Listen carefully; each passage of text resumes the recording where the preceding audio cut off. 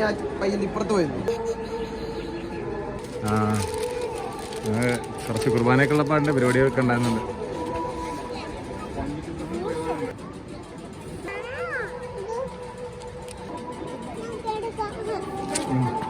അവിടെ പോയി എടുക്കത്തില്ല.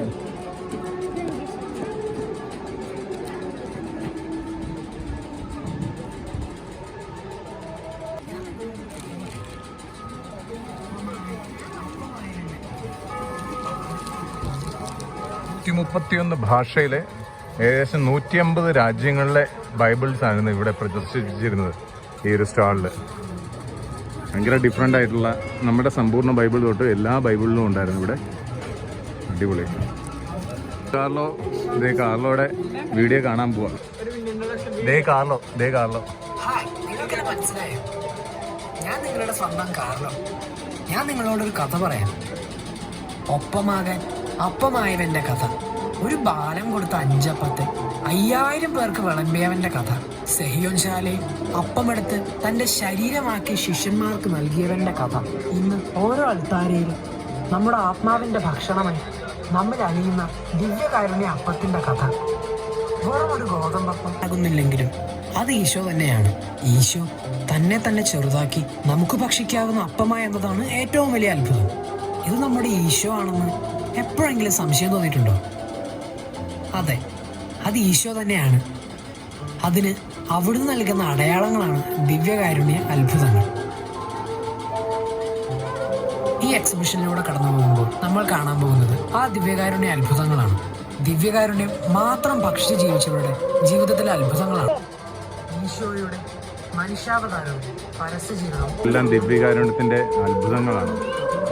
എല്ലാം ദിവ്യകാരുണ്യത്തിന്റെ, ലോകത്തിൽ നടന്നിട്ടുള്ള ദിവ്യകാരുണ്യ അത്ഭുതത്തിന്റെ കഥകളാണ് ഇത് മൊത്തം കിടക്കുന്നത്. ഓരോന്നും നമുക്ക് കാണാം. ശരീരമായതാണ്.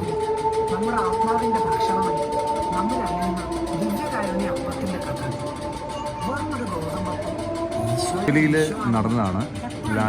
ലാൻസിയോന എന്ന് പറയുന്ന ഒരു പള്ളിയിൽ നടന്ന സംഭവമാണ്. പോർച്ചുഗലിലാണ് നടന്നത്. ദിവ്യകാരുണ്യം എഴുന്നള്ളിച്ച് വെച്ചപ്പോഴത്തേക്കിന് അതിൻ്റെ അകത്ത് അപ്പം പെട്ടെന്ന് മാംസമായിട്ട് മാറിയെന്നാണ്. അത്ഭുതമാണ്.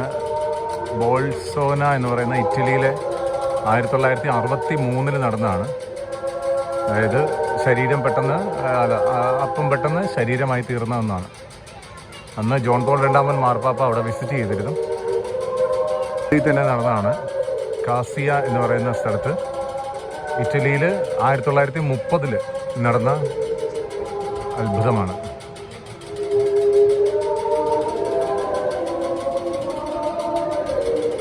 ഇത് ദിവ്യകാരുണ്യം എഴുന്നള്ളിച്ച് വെച്ചിട്ട് അതിൽ നിന്നും ശരീരമായതാണ്. ബെറ്റാനിയയിൽ നടന്നതാണ്. 1991 റീസെൻ്റ്ലി നടന്ന സംഭവമാണ്. ഇതാണ് അർജന്റീനയിൽ നടന്നത്. ബ്യൂണസ് ഐറിസ് എന്ന് പറയുന്നത് സ്ഥലത്താണ്. 1996 ഇത് എടുത്തു വെച്ചിരുന്ന രക്തം പെട്ടെന്ന് രക്തമായി തീർന്നതാണ് കാണുന്നത്. മെക്സിക്കോയിലാണ്. ഇതാ തിരുവോസ്തി എഴുന്നള്ളിച്ച് വെച്ചിട്ട് ബ്ലഡായിട്ട് വന്നിരിക്കുന്നുണ്ടോ?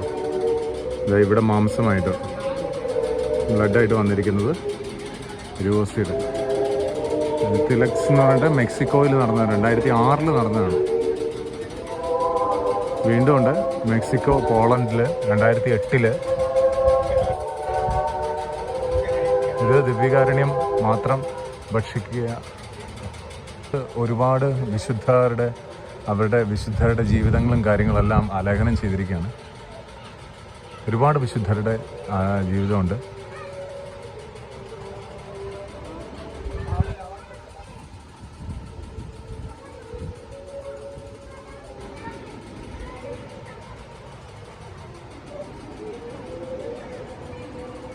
ഇത് കാർലോ പുണ്യവാളിൻ്റെ വലിയൊരു അങ്ങനത്തെ ഷൂസെ പോയി തൊട്ട് നോക്കുന്നു.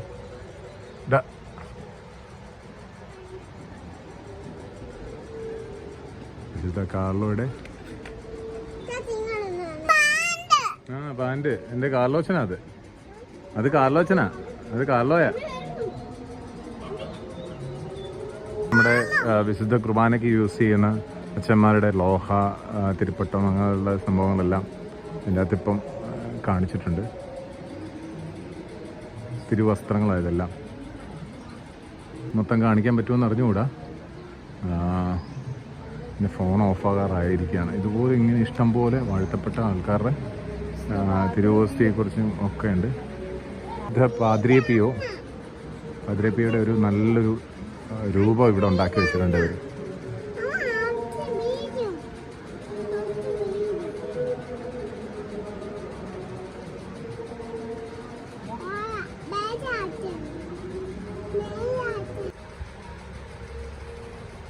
ഇവിടെ എല്ലാം കള്ളക്ക് വെച്ചു നോക്കാം കള്ളവനെ.